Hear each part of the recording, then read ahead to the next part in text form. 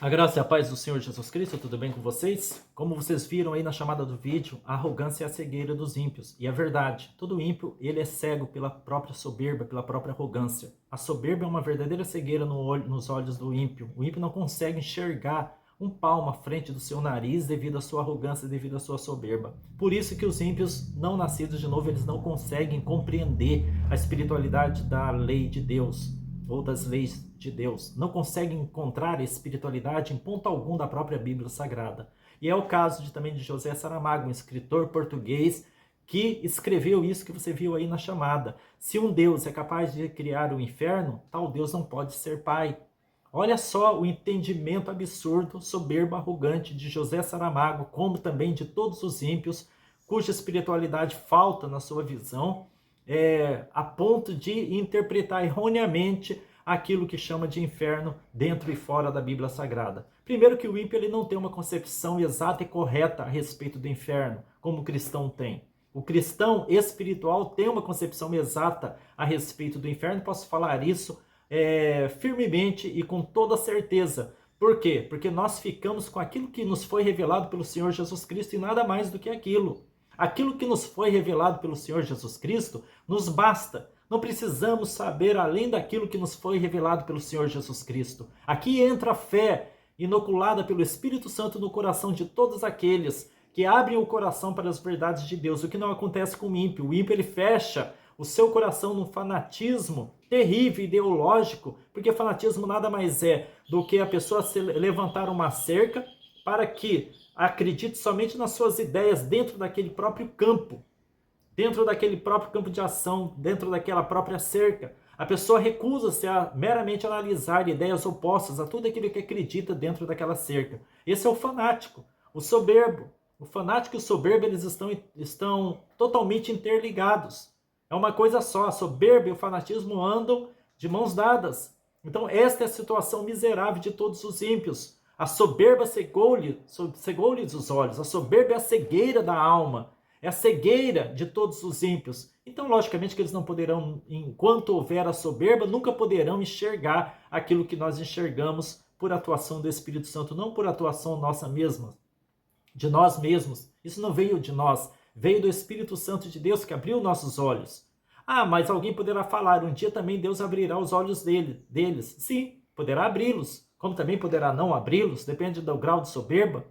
Caso contrário, ninguém iria para o inferno, mas nós sabemos muito bem que muitos irão para o inferno, não por culpa de Deus, mas pelo endurecimento do coração, por esse tipo de fanatismo, como eu falei para vocês, de se recusar qualquer, a mais leve ideia oposta, contrária àquilo que a pessoa acredita, já é recusada, a pessoa não é capaz de humildemente analisar ideias opostas àquilo que a pessoa acredita, que a própria pessoa acredita. Isso é arrogância, isso é soberba.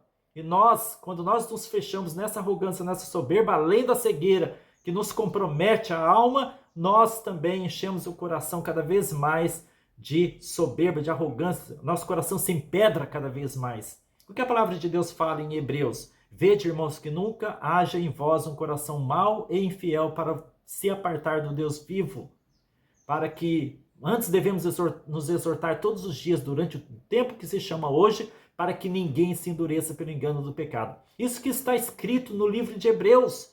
Devemos nos exortar todos os dias durante o tempo presente, para que ninguém venha se ensoberbecer, para que ninguém venha ser endurecido pelo engano do pecado, porque nessa carreira muitos têm se perdido, nessa carreira de soberba, de arrogância, muitos têm se perdido. Não estou falando aqui que nós cristãos somos o povo mais humilde da face da terra, não é isso. Até porque a humildade deve ser compreendida. Eu estou preparando um vídeo para falar a respeito da humildade. A humildade, eu estou falando aqui, uma humildade referente às Escrituras Sagradas. Há muito de soberba, de arrogância dentro de nós, mas não o suficiente para rejeitarmos aquilo que Deus nos diz. Não o suficiente para rejeitar aquilo que Deus, Ele nos fala, nos orienta. Muito pelo contrário, nós estamos trabalhando como cristãos, estamos trabalhando dia após dia para abater essa soberba horrível que existe dentro de cada um de nós. Eu estou falando aqui da soberba, arrogante, fanática, que se fecha nas suas próprias ideias, recusando-se a acreditar nas palavras daquele que é infinitamente superior a qualquer ser humano, que é o próprio Senhor Jesus Cristo, não há outro. Não há outro Deus como nosso Senhor Jesus Cristo. Então, quando José Saramago, um escritor poeta que falou esse absurdo, sem noção alguma daquilo que estava falando, se um Deus, olha só, ele se refere a Deus como um Deus, porque ele também era ateu, não acreditava em Deus, mas ele fala, se um Deus é capaz de criar um inferno, esse Deus não pode ser pai. Parece tal frase ser revestida de algo bonito, algo racional, mas não passa do reflexo da soberba do seu próprio coração, da cegueira espiritual que lhe acompanhou a vida inteira e que fez ele falar esse tipo de absurdo, como se Deus fosse o culpado pelo inferno na vida do ser humano. O próprio ser humano cria o inferno dentro de si a partir do momento que ele se aparta de Deus. A partir do momento que o ser humano vira as costas para Deus, ele já está no processo de criação do seu próprio inferno. O inferno exterior, aquele que ele vai encontrar após a passagem do seu corpo físico na terra, essa é apenas uma dimensão, como reflexo, como resultado, como colheita, como consequência das suas próprias escolhas aqui na terra, escolhas estas que ele fez de viver sem Deus, de viver em completa rebelião contra a palavra do Senhor, de viver nos seus pecados, de viver nos seus próprios caminhos obscuros, sensuais, nos seus próprios caminhos de arrogância, nos seus próprios caminhos de completa cegueira e escuridão espiritual. O que ele esperaria encontrar do outro lado, se do outro lado foi apenas resultado das suas próprias escolhas terríveis, tenebrosas que ele fez aqui.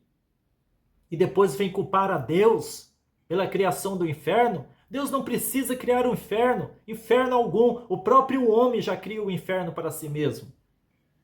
Vai me dizer que um homem deste, que rejeitou a Deus, tem paz ou teve paz no coração durante a sua vivência?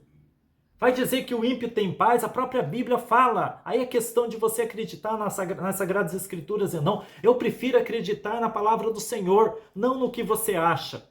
Não no que as pessoas pensam, acham, falam, aconselham. Eu prefiro acreditar no que está escrito na palavra do Senhor. E a palavra do Senhor fala no livro de Isaías que os ímpios são como o mar bravo, expelindo lama e lodo de si. Os ímpios, diz o meu Deus, não têm paz. É assim que está escrito no livro de Isaías. Os ímpios não têm paz. Ou seja, a pessoa que não tem paz é uma pessoa inquieta. É uma pessoa que nada está bom para a vida dela. É uma pessoa que não acha o seu próprio caminho. É uma pessoa que está totalmente perturbada dentro de si mesma. É uma pessoa que está vivendo e vivenciando o verdadeiro inferno dentro de si.